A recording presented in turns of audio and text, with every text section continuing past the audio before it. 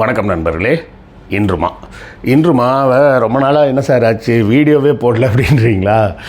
அந்த திருமந்திரம் புத்தகம் அந்த வெளியிடும் வேலைகள் நடந்துகிட்டு இருந்தது. அது சுமார் 1500 பக்கங்கள் கொண்ட நூல். சரியா, 3 வால்யூம், எல்லாம் இவ்வளோ பெருசு இருக்கும். 1500 ரூபாய்க்கு விலை நிர்ணயம் பண்ணியிருக்கோன்னு வைங்களேன். 1600 கிட்ட பக்கங்கள் வந்துருச்சு. ஸோ அவ்வளோத்தையும் அதை கம்பைல் பண்ணி அதோட உரையை இன்னொருத்தர் எழுத சொல்லியிருந்தேன். அவர்கிட்ட இருந்து அந்த உரையை வாங்கி அதுக்கப்புறம் அதை சேர்த்து அது இதுன்னு வேலைகள் ஒரு 10-12 நாட்கள் என்னால் வேறு எந்த வேலையுமே செய்ய முடியல அப்படின்ற மாதிரி ஆயிடுச்சு. வெளியே போகிறது கூட மற்ற சேனல்களுக்கு கூட நிறைய போகலை. இப்படி பல்வேறு குழப்பங்களானதுனால அந்த 10 நாள் வீடியோவே வரல, மன்னிக்கணும். நிறைய சம்பவங்கள் நடந்திருக்கு, அதை பற்றிலாம் எதுவுமே பேசலை. இன்றைக்கி நம்ம பேச போகிற சம்பவம் என்ன அப்படின்னு பார்த்தோம்னா, சவுக்கு சங்கருக்கு கொண்டு வந்த உயர்நீதிமன்ற நீதிபதிகள் கொண்ட அந்த குழு விலகிட்டாங்களாம். இந்த கேஸ் நாங்கள் விசாரிக்க விரும்பலை அப்படின்ட்டு விலகிட்டாங்க. அதோட பின்னணி என்ன அப்படிங்கிறது தான் நாம் இன்றைக்கி பார்க்க போகிறோம். அப்புறம் நண்பர்களே, புத்தகம் வாங்குவதற்கான வழக்கமான ஒரு கோரிக்கை. நம்ம இந்த வினோத வாய்ஸ் சேனல் மானிட்டைஸ் ஆகிடுச்சு, எல்லாம் உங்கள் அன்பின் ஆதரவும் காரணமாக. அதனால் இப்போ இதில் விளம்பரங்கள் வருது. ஆனாலும் இந்த விளம்பரங்களின் மூலம் வரக்கூடிய வருமானம் நம்ம கேஆர்வி சேனலில் வந்த அளவுக்குலாம் ஒன்றும் வராது. அதோட கம்பேர் பண்ணால் 1/10 பங்கு வந்தாலே ஜாஸ்தின்னு வச்சிங்களேன். உங்கள் ஆதரவு தொடர்ந்து எங்களுக்கு வேண்டும். புத்தகங்கள் வாங்கினீங்கன்னா அதை கொண்டு இந்த சேனலை நடத்துவதற்கு இன்னும் கொஞ்சம் சிறப்பாக நடத்தலாம். செய்திகளையும் இன்னும் அழகாக சேகரித்து கொடுக்கலாம். ஸோ இல்லை சார், பணம்லாம் கேட்காதீங்க சார். நம்ம பணம்லாம் கேட்குறது கிடையாது. நம்ம கேட்குறது என்ன கேட்போம், புத்தகங்கள் வாங்கி அதன் மூலமாக வருவாயை வைத்து நடத்துகிறோன்னு தான் சொல்கிறோம். இல்லை சார், புக்கெல்லாம் வாங்குறதுக்கெல்லாம் இப்போதைக்கு முடியாது சார், படிக்கிறதுக்கே எனக்கு நேரம் இல்லை சார் அப்படி இப்படின்னு நிறைய பேர் சொல்லலாம். வெளிநாடு வாழ் மக்கள் நீங்கள் புத்தகங்கள் வாங்கணும்னா முடிஞ்ச நேரம் வாங்கினாலும் வாங்குங்க. இல்லை வேண்டாம் அப்படின்னா அமேசான்லேருந்து கிண்டில் வெர்ஷனே நீங்கள் எடுத்து படிச்சுக்கலாம். பாபர் நாமா வர உள்ள எல்லா புத்தகங்களும் அமேசான் கிண்டிலில் கூட இருக்குது. இது எல்லாம் எதுவுமே முடியாதுன்னா கூட இந்த வீடியோக்களை ஷேர் பண்ணுங்கள். ஷேர் பண்ணாலே அதுவும் ஒரு வகையால் ஆதரவு தான். லைக் போடுங்க, கமெண்ட் போடுங்க, எல்லாமே ஆதரவு தான். ஸோ ஏதாவது ஒரு வகையில் எங்கள் சேனலுக்கு தொடர்ந்து உங்கள் ஆதரவை கொடுத்து கொண்டே இருங்க. சவுக்கு சங்கர் என்றவுடன் நிறைய பேர் அவரை தான் புலனாய்வு புலி அது இதுன்னு எல்லாம் பேசிக்கிட்டே இருந்தாங்க பல காலமாக ஊடகங்களில். ஆனால் அந்த ஆள் ஒரு ஃப்ராடு அப்படின்றத நம்ம ஆரம்பத்துலேருந்து சொல்லிகிட்டு இருக்கிறோம். ஃப்ராடு மட்டும் இல்லை, அதிகார மட்டங்களில் தவறான முறையில் ஊடுருவிய ஒரு நபராகத்தான் தெரிகிறது.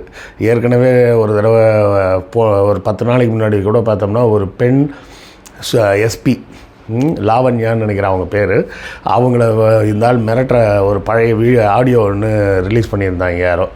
ஸோ ஒரு மாவட்ட எஸ்பியவே மிரட்டுற அளவுக்கு அவர்களது பர்சனல் லைஃப்குள்ளெல்லாம் நுழைஞ்சு கூத்தடிக்கிற மாதிரி ஒரு ஆளாக இவரை நாம் பார்க்கலாம். இதை ஒரு பெரிய விஷயம் அப்படின்லாம் நினைக்கக்கூடாது. இவர் வேறு ஒன்றும் கிடையாது, அந்த காலத்து ஷோ மாதிரி ஒரு வேலையை செஞ்சிட்ருக்கிறார், அவ்வளோதான். அதிகார மட்டத்தில் தவறாக ஊடுருவி கொண்டு ஜோக்கர் போல் செயல்பட்டு கொண்டு இருந்தவர் தான் அந்த காலத்தில் ஷோ. இப்போ அன்னைக்கு வெறும் அச்சு ஊடகம் மட்டும் இருந்தது. இன்றைக்கி காட்சி ஊடகமாக மாறினதுனால இவர் யூடியூப்பில் தொடர்ந்து வீடியோக்கள்லாம் போட்டு பேசி அப்படின்னு எல்லாம் பண்ணி எதை பண்ணாலும், ஆனால் குறிப்பாக பெண்களை மிகவும் மட்டமாக அவதூறாக பேசுவதில் இவருக்கு இணை வேறு யாருமே இல்லை அப்படின்னு சொல்லலாம். நிறைய பேர் அப்படி தான் பேசுகிறாங்க, ஆனாலும் அவர்கள்லாம் ஓரளவுக்கு ஒரு நாகரிகத்தோடு பேசுவாங்க. இவர் ஒருவர் தான் பார்த்திங்கன்னா கொஞ்சம் கூட நாகரிகம் இல்லாமல் பேசக்கூடிய ஒரு நபராக இருக்கிறார். சிலர் முன்னாடி ஒரு வீடியோவில் பேசும்போது கூட சவுக்கு சங்கருக்கெலாம் என்ன சார் இவர் அவர்லாம் சொல்லிகிட்டு இருக்கீங்க, அவனே சொல்லுங்க அப்படின்லாம் சொல்லி கமெண்ட் போட்டிருந்தாங்க. அந்த நபரின் தரம் அப்படி இருக்குது அப்படிங்கிறதுக்காக நாமும் அப்படி தரம் தாழ்ந்து பேச முடியாது. நமக்குன்னு ஒரு தரம் இருக்குல்ல, அவர் தரம் இல்லாத நபராகவே இருந்து விட்டு போகட்டும். ஆனால் நாம் நமது தரத்தை காத்துக்கொள்ள வேண்டும். நாம் நம்மளுடைய தரத்தை விட்டு இறங்கி போய் இப்படி தரம் தாழ்ந்து பேசக்கூடிய வேலைகளில் ஈடுபடக்கூடாது.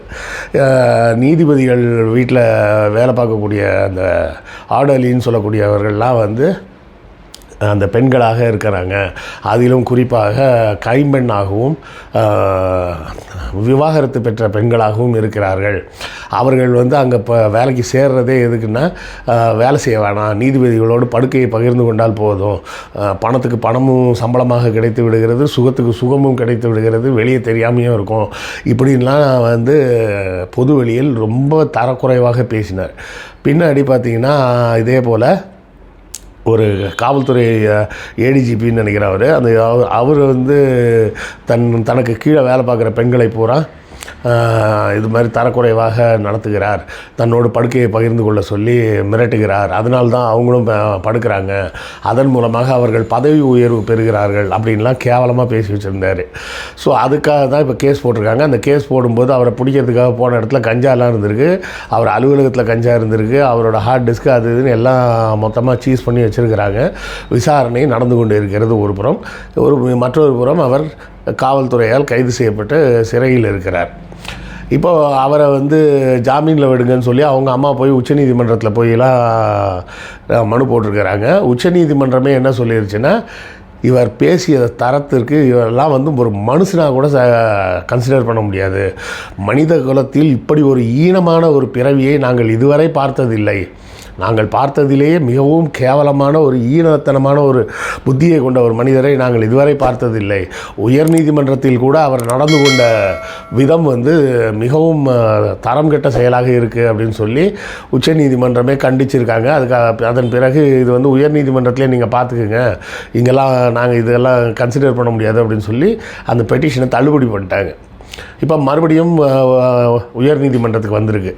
ஏற்கனவே ஜிஆர் சாமிநாதனும் இன்னொரு நீதிபதியும் கொண்ட ஒரு பெஞ்சில் இவருக்கு ஜாமீன் கொடுக்கலாமா வேணாமான்றதை எடுத்து பேச ஆரம்பித்தாங்க. அதுலேயும் ஜிஆர் சாமிநாதன் வந்து அன்றைக்கி கிட்டத்தட்ட 40 வழக்குகளோ என்னவோ வந்ததுன்றாங்க. அதில் மற்ற வழக்குகள் எல்லாத்தையும் அப்படி அப்படியே தள்ளி வச்சுட்டு இந்த வழக்கை இன்றைக்கே விசாரிக்கணும் அப்படின்ட்டு இருக்காங்க. அப்போ இன்னொரு நீதிபதி என்ன சொல்லியிருக்காருன்னா, இது வந்து அப்படியெல்லாம் விசாரிக்கக்கூடாது, இதற்கு உண்டான வழிமுறைகளோடு தான் விசாரிக்கணும், தமிழக அரசின் சார்பில் அவர்கள் விளக்கம் தருவதற்கு நம்ம நேரம் கொடுக்கணும் அப்படின்னு சொல்லியிருக்கேன். ஆக 2 நீதிபதி கொண்ட பெஞ்சில் 2 பேரும் முரண்பட்ட கருத்துக்களை பதிவு செஞ்சதுனால 3வது ஒரு நீதிபதிக்கிட்ட போகுது. அவர் வந்து அரசு தரப்புக்கு வந்து நேரம் கொடுக்கணும்னு சொன்னது தான் சரி அப்படின்னு சொன்னதுனால அந்த குண்டாஸை வந்து தடை செய்யணும் அப்படின்ற மனு வந்து ஆட்டோமேட்டிக்காக தள்ளுபடி ஆயிடுச்சு. ஸோ விசாரணை தொடர்ந்து நடந்துக்கிட்டு இருக்கு. இப்போது மீண்டும் அவங்க அம்மா வந்து ஆள்கொணர்வு மனு ஒன்று போட்டிருக்கிறாங்க உயர்நீதிமன்றத்தில். அந்த மனு வந்து 3 நீதிபதிகள் கொண்ட ஒரு பெஞ்சுக்கு வந்திருக்கு. அந்த நீதிபதிகள் என்ன சொல்லிட்டாங்க, நாங்கள் இந்த வழக்கிலிருந்து விலகிக் கொள்கிறோம், எங்களுக்கு இந்த வழக்கை விசாரிப்பதில் விருப்பம் இல்லை, நீங்கள் வேறு ஒரு பெஞ்சுக்கு வேணால் போடுங்க அப்படின்னு சொல்லி, அதாவது இன்றைக்கி தான் அந்த வழக்கு விசாரணைக்கு வருவதாக இருந்திருக்கு. விசாரணைக்கு வந்து கொண்டு வந்து கொடுத்த உடனே அவங்க என்ன சொல்லிட்டாங்க, ஓப்பன் கோர்ட்லேயே நாங்கள் வந்து இதை விசாரிக்க விரும்பலை, நாங்கள் வெளியேறுகிறோம் அப்படின்ட்டாங்க. அப்போது இதன் மூலமாக நமக்கு என்ன தெரியுது, நீதிமன்றம் வந்து இவரது நடவடிக்கைகளை எல்லாம் பார்க்கும்போது இதெல்லாம் காது கொடுத்து நம்ம கேட்கணுமா அப்படின்னு நீதிபதிகளே வெறுப்படைகிறாங்க அப்படிங்கிறது தான் நம்ம தொடர்ந்து பார்க்குறோம். உச்ச நீதிமன்றமாக இருந்தாலும் சரி, உயர் நீதிமன்றமாக இருந்தாலும் சரி, இப்போ இதிலே பாருங்கள், இதோட எத்தனை ஜட்ஜு மாறிட்டாங்க. முதல்ல ஒரு 3 பேர், அடுத்தால இப்போ ஒரு 3 பேர், அப்புறம் உச்ச நீதிமன்றத்தில் 2 பேர்னு நினைக்கிறேன் அவங்க அந்த பெஞ்சு. ஆக எத்தனை நீதிபதிகள் அவர் மீது இருக்கக்கூடிய அந்த குற்றச்சாட்டுகளை எல்லாம் பார்க்கும்போது இப்படியெல்லாம் கூட ஒரு மனுஷனால் பேச முடியுமா அப்படின்னு சொல்லி அந்த அளவுக்கு மனசு நொந்து போய் நாங்கள் இந்த கேஸே எடுக்கலை அப்படின்னு சொல்லி தூக்கி போடுறாங்க. இதில் வந்து ஒரு சில நண்பர்கள் வந்து என்கிட்ட சொன்னாங்க, இல்லை சார், இது வந்து தமிழக அரசின் சதியாக இருக்கக்கூடாதா, இவரை தொடர்ந்து உள்ளே வைக்கணுன்றதுக்காகவே காலதாமதம் ஏற்படும் விதமாக ஜட்ஜெல்லாம் மாறிக்கிட்டே இருக்கிறாங்க அப்படின்ற மாதிரி நீங்கள் ஏன் பார்க்கக்கூடாது அப்படின்றாங்க. கோர்ட்டின் நடவடிக்கைகளில் அரசாங்கம் தலையிட முடியாது, அதை நல்லா தெளிவாக புரிஞ்சுக்கங்க.